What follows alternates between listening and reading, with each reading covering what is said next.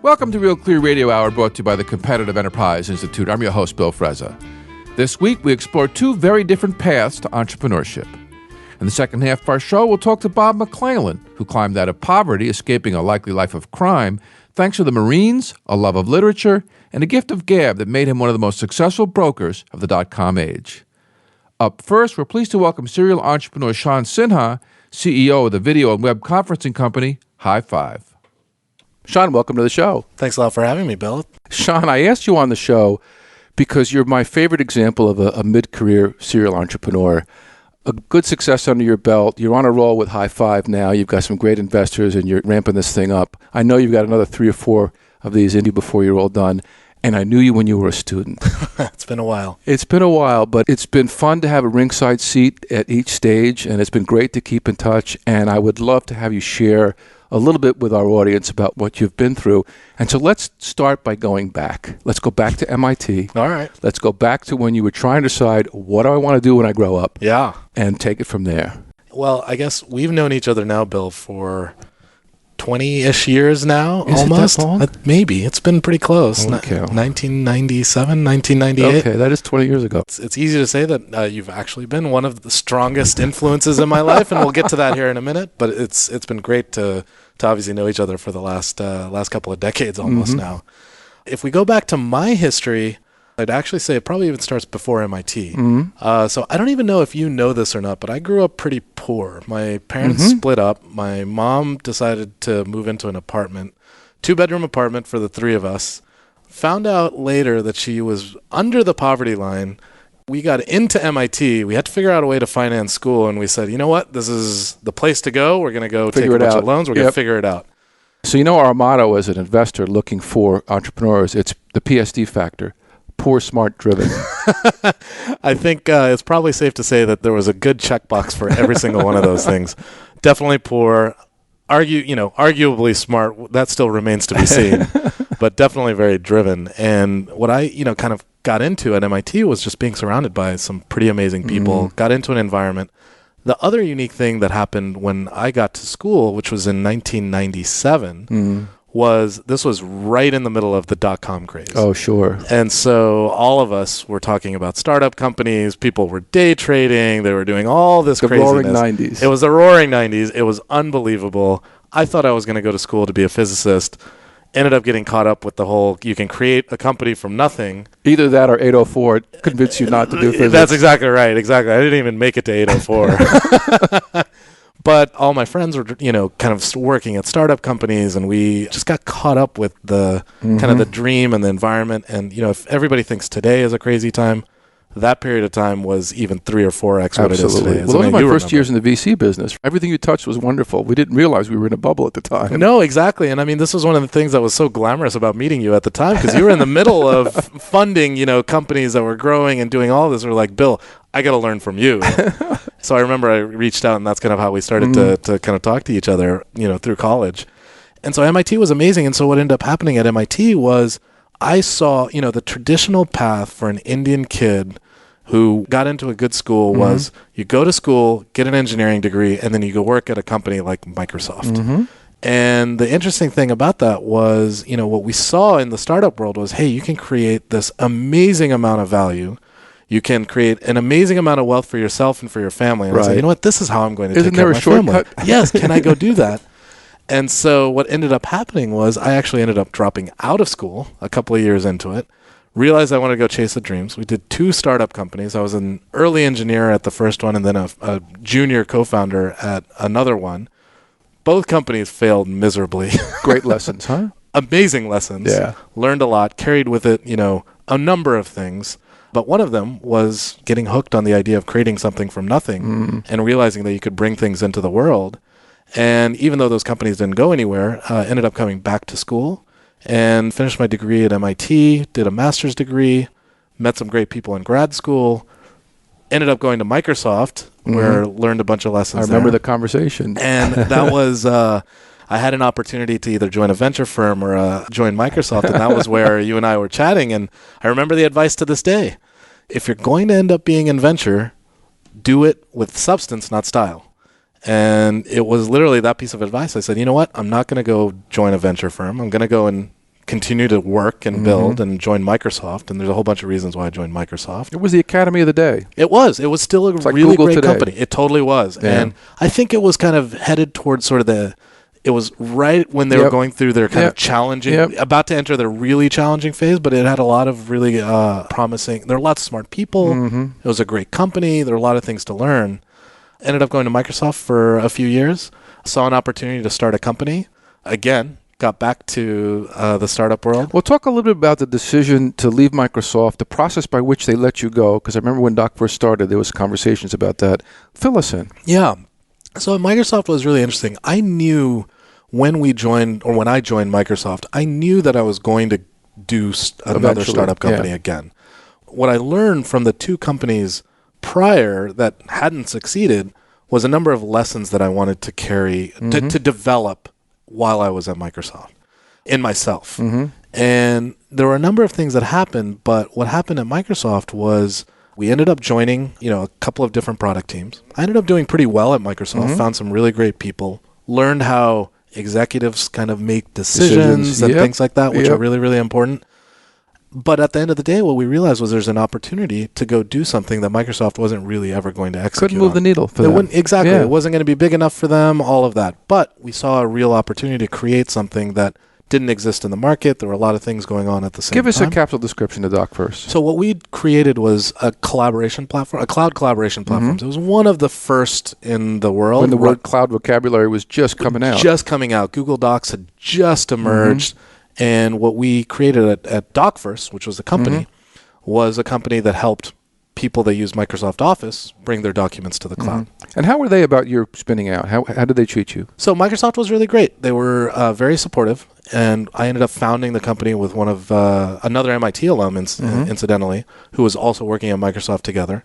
But they were super supportive. Everyone got it. It was a common thing that people in some of these high-tech companies they became alums and successful alums, and isn't that great for the brand? And it's great for the company. It's great for Microsoft. It's great for the word of mouth around the. And you're supporting their product. And we were, and we wanted to add to the Microsoft customer base. Now, incidentally, we ended up in a lot of ways being somewhat competitive with Microsoft's business model because it happens. And a lot of it's healthy. Yeah, exactly. And as a result, the company ended up doing pretty well. We were just getting out into market. We ended up having a number of initial customers and distribution partners. We were in our first year of generating revenue. And you took outside money for that? We did take outside I'm trying to remember. money. So we raised seed capital when seed capital wasn't really a term. And it was a really interesting challenge when we were trying to raise capital for that company because we were trying to raise between $1 and $2 million. Yeah, which is a weird number. Which was a weird number at that point in time. What would happen is you had lots of venture firms that would do $4 or $5, $6 million I can't write a check smaller than $5 million. Exactly. Way too small. I can't spend my time. Or it was a few $100,000 that you'd go raise for friends and family. So the seed hadn't really emerged, and we ended up raising money from California, from the Bay Area. We were still in Seattle at the time. We raised money from California from a few investors that were among the first crop of seed investors. And these are amazing, amazing investors. So this was Michael Deering from Harrison Metal, Steve Anderson from Baseline Ventures, Naval Ravikant, who's now the founder of AngelList. We ended up raising money from some really, really great people. And they did okay. We ended up returning money a few years later. We had a great outcome when Google came along and decided to buy us. And what was really interesting, there were a number of challenges that we went through, but one of the interesting things was Microsoft decided to announce that they were going to do lots of functionality and features like us, and we had to go figure out how to compete and all those types of things. But the outcome was great. Google said, come along, do this part of us.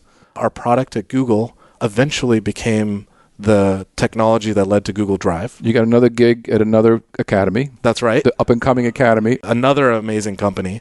And while I was at Google, I ended up getting a chance to run Google Enterprise Apps, which, for those of your listeners that don't know, Google Enterprise Apps powers email for lots of companies around the world, along with some other types of services. So chapter 1, great start.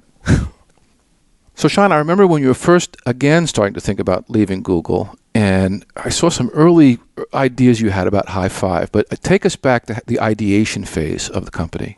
Yeah, it's a really great question. When I was at Google, I was running Google Enterprise Apps. So I had an opportunity to sit at sort of the crossroads of where the industry was headed. People were moving to the cloud with all their applications. You were seeing a lot. Seeing a lot around communication and collaboration, what companies were looking to do. It was a great perch. It was a great perch.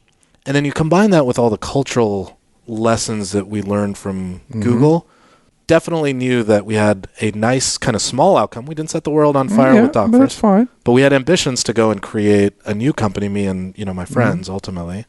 And what we saw inside Google was remarkable. What we saw inside Google was that people communicated differently inside Google than we did in the outside world. At Google, we use video as the primary way to talk to each other. And the thing that was unique about Google was that everybody relied on it as an everyday tool in the same way that they relied on email and instant messaging. It was seamless. It was a part of every meeting. Because you run a broadband corporate network. That's right. And one of the lessons I really pulled away from Google was to focus on what Larry always described as toothbrush problems. What Larry describes as the best types of problems to solve are things that you need to use in the same way they use a toothbrush, twice a day. And if you do that, if you build a product that people need to use twice a day, you've really gotten yourself into a person's everyday life as a very meaningful part of what they do. Plus, you get a lot of feedback. And you get a lot of feedback, and it's something that really matters to the person. And so what we saw happen with video at Google was that it had become a toothbrush product. People used video every single day as the primary way to communicate.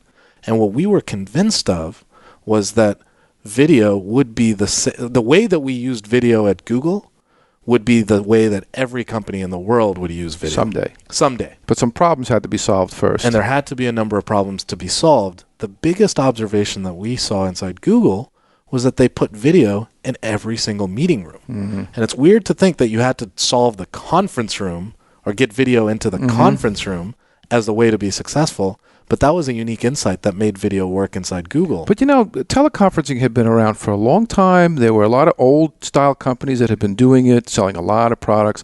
They never really seemed to get traction. We had one in our offices. We hardly ever turned it on. It was such a pain. What changed? What made it possible? So there's a number of things that changed. And the analogy I like to kind of draw is when we were shooting off rockets to the moon, like during Apollo 13 days, computers were these gigantic things that used to inhabit closets.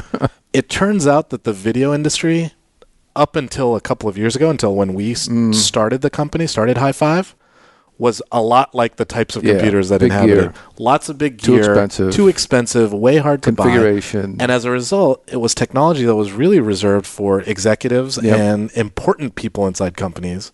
But at Google, I was not an important person inside Google, but we used video as the primary way to talk to each other. And what had to be solved was making it easy to use, affordable, and something that companies could use to properly put everywhere. So you're out pitching Highfive. Talk about the fundraising process. So what's interesting about our fundraising process is that for someone like me, I was very lucky to have had a successful outcome with our last company. It wasn't so big that, that I'm just sitting on any kind of, done. And I'm done and I'm going to retire and I'm going to just hang out. But you check the box of, this guy's made money for investors before. That's right. Maybe we should hear his pitch. That's right. Let's listen to him. And so I was lucky enough to have a number of people that were interested in backing whatever we were going to do next, because for us, and for me personally, what we set out to do with Highfive was go build something really big.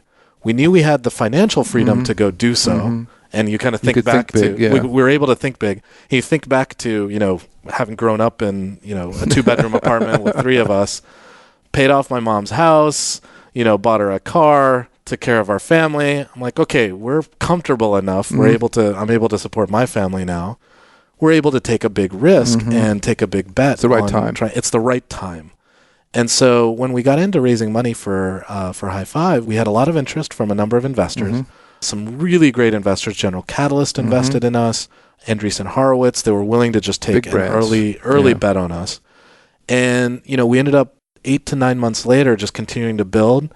We ended up getting a Series A done very quickly, and this was kind of all within the span of a year. I don't know if it's public. How much was the Series A? So the Series A was altogether an additional $9 million. Yeah, that's a good size Series A. With the $4 million seed, which was, kind of seed was a normal thing by this point. Yep. We raised $13 million just within our first year of being All right.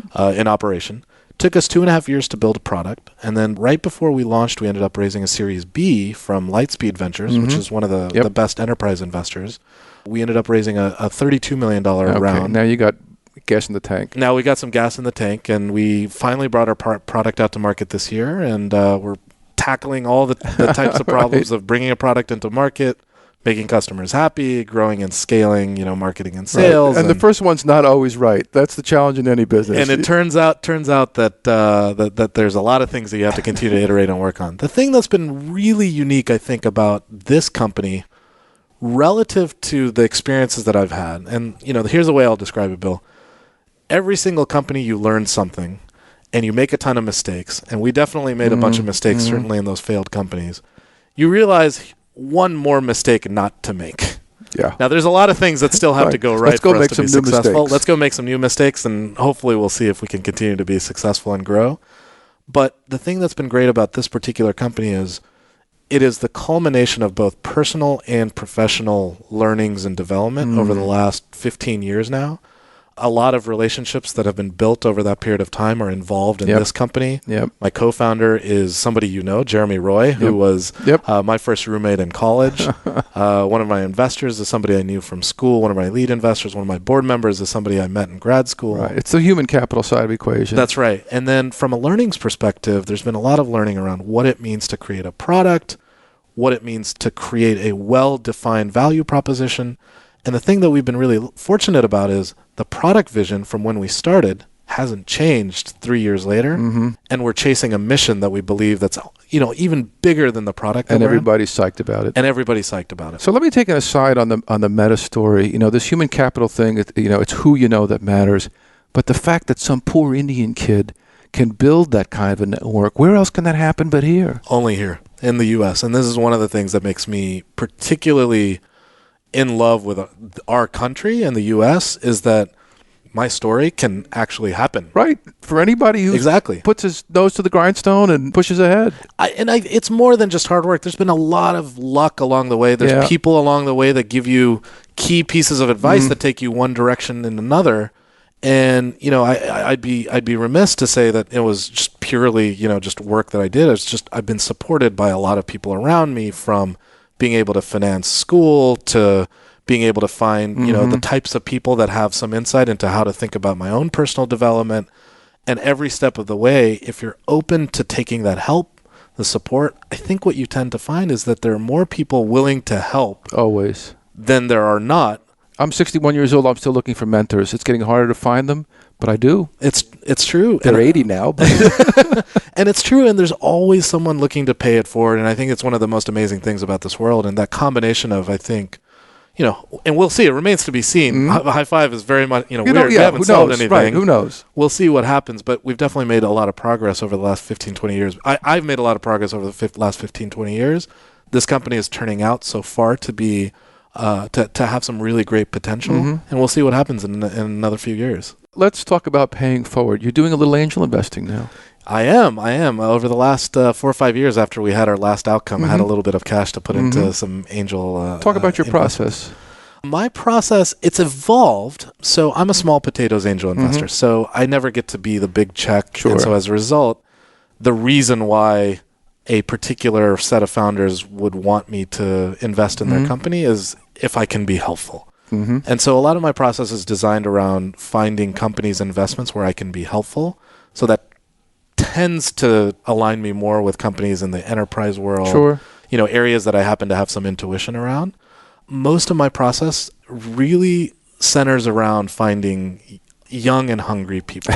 It's a pattern that I kind of recognize in myself. Right. I realize that, at the earlier stages of investing, it tends to be people that are very technically oriented, very hungry, have some kind of unique insight into the world that others would not have. That forms a foundation for an unfair advantage, which is ultimately what starting a company is about. Yep. And that's ultimately what I look for. So there's been a handful of investments that we've made, or that I've made. As part of syndicates, you don't go solo, right? You build these syndicates. Usually, yeah. Usually they're part of syndicates. It's been very, very rare that I've gone solo. There's always a set of other investors. I find, like I said, I'm the small check, there's no way that the company would be successful just without on your a syndicate. money. Sure. But I definitely help try to get those syndicates pulled together if I can be helpful. And so far out of, I think I'm at maybe 10 angel investments over the last few years. 5 or 6 have exited, and wow, I didn't know that. Yeah, 5 or 6 have Good exited. for you. All positive so far, and one of them actually had a 10x return. So the money goes back in the till for the next round. Back in the till. So I'm positive on my on angel investment. So someday you could be the guy who writes the big check. We'll see. So it's funny how history repeats itself. Our lives have crossed in another way. There's one particular investment I'd love to have you tell us a little bit about. Yeah, so I remember this was, I think now 5 years ago when they were starting, right? We're 5 years in, I think. We were talking about something or other on email. I don't even remember. And you mentioned your son was moving out here and he was in the middle of starting a company. And I said, hey, Bill, well, I'm starting to do some angel investing. I don't know if you'd be interested. And ended up getting introduced to your son. And it's been 5 years now. I ended up getting to be one of the early angel. I had the privilege to be an angel investor in what a really fabulous company Brian and DJ have created now. And 5 years later, I hope I've been helpful. I don't think I've been probably anywhere near as helpful as some of the other, kind of great investors in the company. But just seeing the progress and seeing where the company has come over the next 5 years has been absolutely amazing. And it's amazing to me to think that, Bill, that you became a mentor of mine in college. I ended up kind of following this entrepreneurial route and ended up having an opportunity to go get involved with your son in a company that, you're obviously also a very big part of. Yeah, disclosure, I'm also an angel investor. But what makes it so interesting is the fabric of entrepreneurship, the fabric of innovation.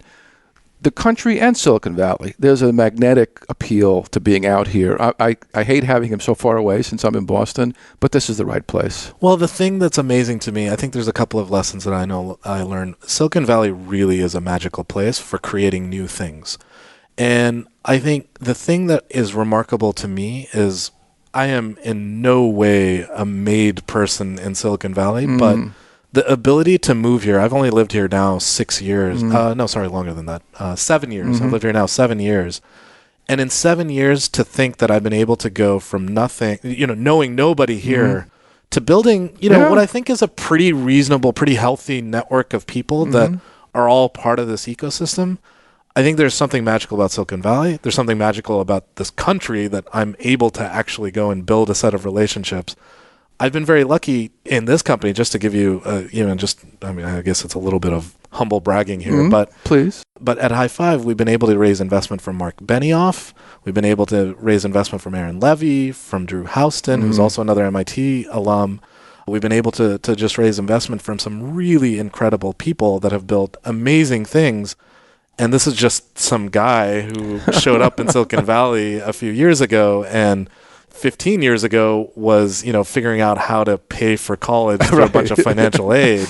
It's a pretty amazing world. Shan, it's been so fun to watch your hair start to turn gray. The beard not yet, but the hair not there. Yet. And I'm so looking forward to the next 20 years. I'm looking forward to it, Bill. Thank you very much. Thanks for being on the show. Appreciate it. That was Shan Sinha, CEO of Highfive, here on Real Clear Radio Hour, brought to you by the Competitive Enterprise Institute. I'm your host, Bill Frezza. You can check out Real Clear Radio Hour on Facebook or follow us on Twitter at Real Clear Frezza. And stop by RealClearMarkets.com, my go-to place for diverse views on political economics. Real Clear Radio Hour is a not-for-profit, donor-supported program. Please stop by RealClearRadio.org and hit the donate button or contact us to become a corporate supporter. Ahead, investment industry veteran Bob McClellan shares some amazing stories of his rise, fall, and lessons learned as one of the most successful brokers of the dot-com era. Stay tuned.